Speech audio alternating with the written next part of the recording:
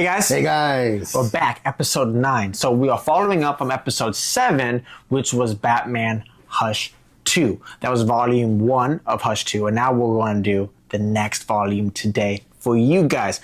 I haven't read it yet. I have no idea. I'm going in completely blind. But my dad already knows. So Dad, take it away. All right, so we're back to issue 159. Yes. And now we have issue 159. Look at this cover.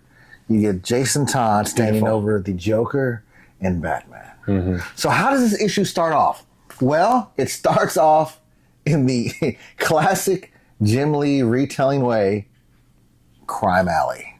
Of course. We have to go back. You're in back. the Crime Alley. Have to go back. You get the shot of Bruce with his parents, and he talks of one Leslie Thompkins. Oh, wow. No kidding. Yeah, we just did an episode on Leslie Thompkins. Kidding. Yeah, her first appearance in comics. We did. Well, she's back. Wow. Because of what happened in last issue when Hush really took it to the Joker, right? Uh-huh. I mean, he took him to the brink. Torturing him, yes. Batman has a problem. He cannot take the Joker to a hospital. So he's trying to figure out a way where he could take this killer. As we saw in the last issue, he got tore up by Thomas Elliot. Very bad.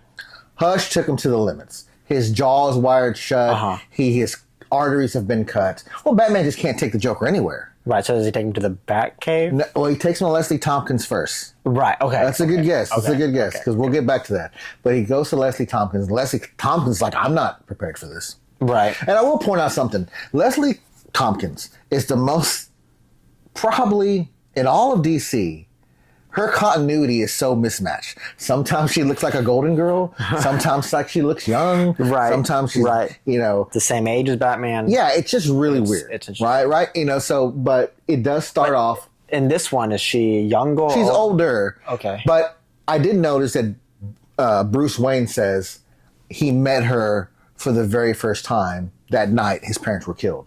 Now, there's some continuity storylines where Leslie Thompkins was friends of the Waynes. Right. And knew the Waynes. Right. And Bruce knew her. Yeah.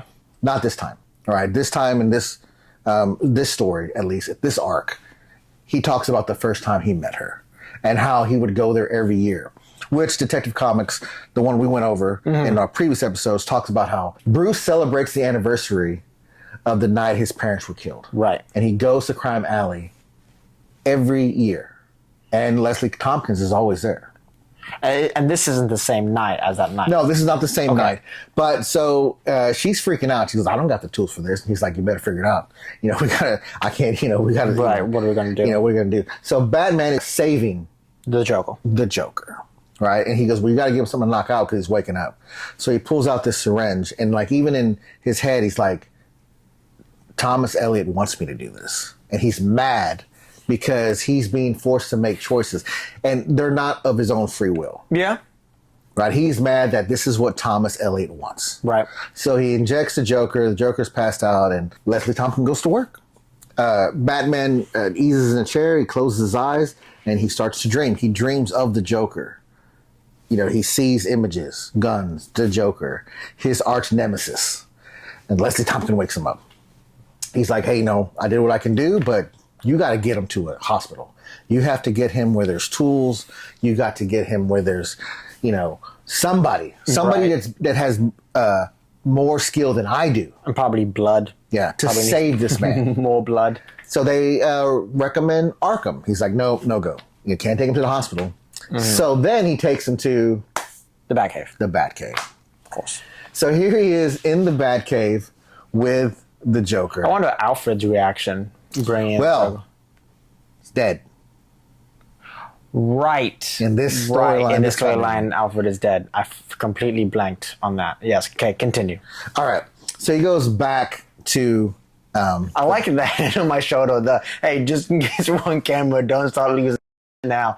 But he's dead. Thank you. But yes, okay, we'll move on. So he's in there. He's in the Batcave. He's thinking of I could have left him anywhere. I could have left him in a furnace. I could have pushed him in a shallow grave. Yeah. Why am I saving this guy? Right, of course. Every time. And why he's going over this, contemplating all the choices he can make. Again, he feels like none of this is his free will. This is all Hush's plan. Hush knows he's going to try to save the Joker's life. Well, I think Hush would have I think he would have rather had Batman kill the Joker, break the Batman. I think that was his original plan. But I mean, obviously, he knows that he's not going to. But I feel like that's something that he might have want more than this. It almost seemed like this is something Hush didn't want to happen.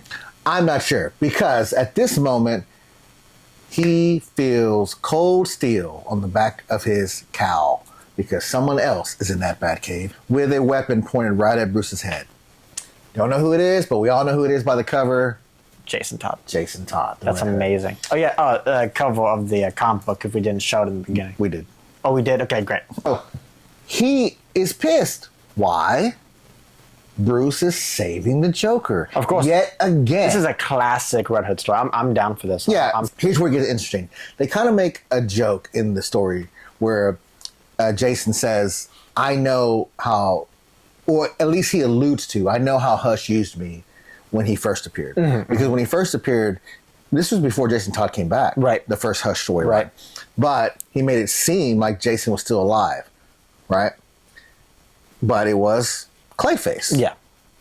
Now, Batman also knows this. And he goes, I have to make sure that this is Jason. So he does something that's just made me like pop when I saw it. Attack him? He shot the Red Hood in the face. With a gun? With a gun. Batman shot Red Hood in the face with a gun. With a gun. Batman shot, was it a blank? Nope. It cracks the Red Hood, and when it breaks, you see that it is actually Jason. Batman's theory was that if it was Clayface, it would, go Bounce through and right be, no, go through and be like Clayface. Yeah, right. That was his only option. Where'd he get a gun? Jason. So it takes Jason's gun. Yeah, they're fighting back and forth. Okay, and in the melee, he gets one. Right. Oh, so they were mid-fight, mid-battle. Mm-hmm. And Jason was fighting Batman because he was upset Joker was there. And he wanted to kill the Joker. And that classic argument, how can you pick him over me? Right. Out of everyone, you don't have to kill Two-Face or Penguin, but it's the Joker, we should kill him. I completely understand. And in this fight, Jason gets the upper hand. He ends up knocking out Bruce with the butt of his gun. He knocks him out. Checks out. And no, I think, well, one, if Batman decided to take Jason's gun and shoot him, he's obviously not in the right area. So that makes sense why Jason would have beat him in hand-to-hand. I feel like Jason can get the upper advantage on Batman if it is an emotional play-by-play. Now, the art here is really, really good. The whole fight scene is really good. Mm-hmm. Now, I should allude that the reason that Batman gets knocked out is because he tries not to fight Jason. He says, hey, don't be mad at Joker, Like, he almost treats Joker as an inanimate object. Like, it's just a crowbar, just a crazy person. Be mad at me because I put you in that situation. And he tries to calm Jason. Mm-hmm. And that's when Jason takes the butt of his gun and be like, no, boom. Right? And he gets him. Now, it goes to Batgirl and Nightwing. Right? Okay, and they are in Bloodhaven, or are they in Gotham? They're in Gotham Clock Tower. That's Oracle's workspace, Barbara Gordon's home. Now, Dick is really upset. He's like, how could you let him in? What about the lockdown? And then Barbara kind of insults Nightwing, saying he's a lot smarter than you or anyone gives him credit for. And she knows what that feels like. Dick is still not buying it. He goes, I don't know. I can't believe it. The Joker. Now this. Then he drops that famous line. Will riddle me this. And you find out it's the Riddler. We're getting Jim Lee to kind of tackle his critics head on, because now he's bringing him back early in the story. Right. Now, it's not any Riddler I recognize, because this Riddler is buff. So it's kind of like a redesign. Like a jacked. He's like a jack-looking Riddler. He's a gym rat? What happened? Yeah.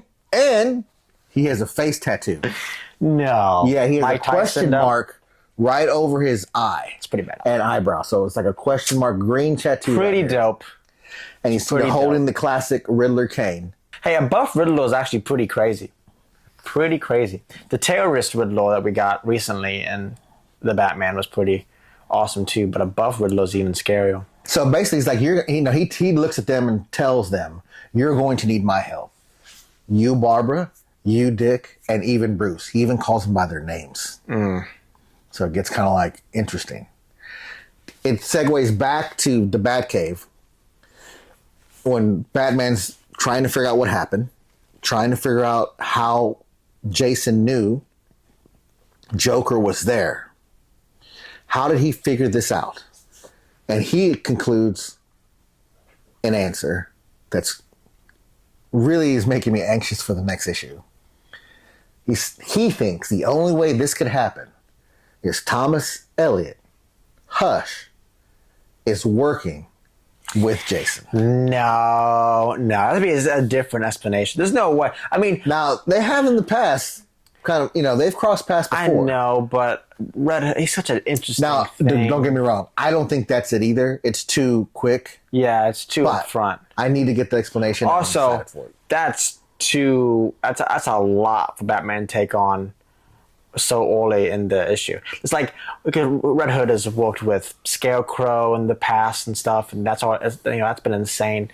But him and Hush, I don't think so either. So this story was rather quick. This issue was rather quick, right? It just kind of has a few scenes, but really into it, or really enjoying the storyline. Continuity-wise, I can see why there's a lot to hate. With the Leslie Thompkins continuity, and if she knows that number, why does the Riddler look like he went to the UFC gym and he looks creatine buff? Does wonders, man. I mean, who knows? Who knows? He definitely is on that creatine. And it'd be interesting to see where they're going to take the Riddler, right? And I'm still excited because the Joker is still on the verge of death. And he has to get his revenge. It'll be awesome. What was his name in the first issue, Hush 2? The guy who looked like Roman Reigns? Silence v. Riddler mega fight. It could happen. That'd be awesome. Above Riddler fighting Silence, that'd be crazy. It could happen. But the art in this issue, 10 out of 10. The art between Batman fighting Jason, fantastic. I loved it. I loved I loved everything about it. It was probably my favorite thing.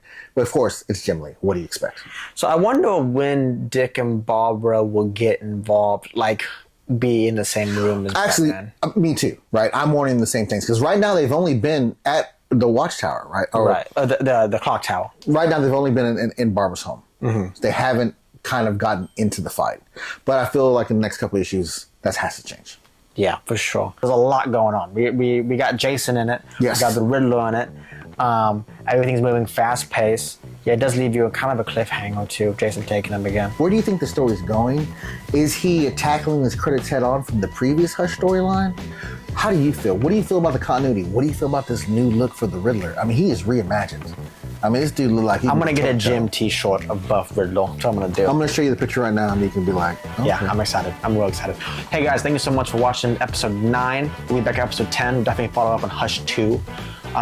And yes, guys, you are killing it with the shorts. And we'll have a couple more up this week, so y'all are doing amazing, guys. Thank you so much. Yeah, I'll be covering the Justice Society of America. Please check it out. Y'all have a good night, guys. Hey, guys.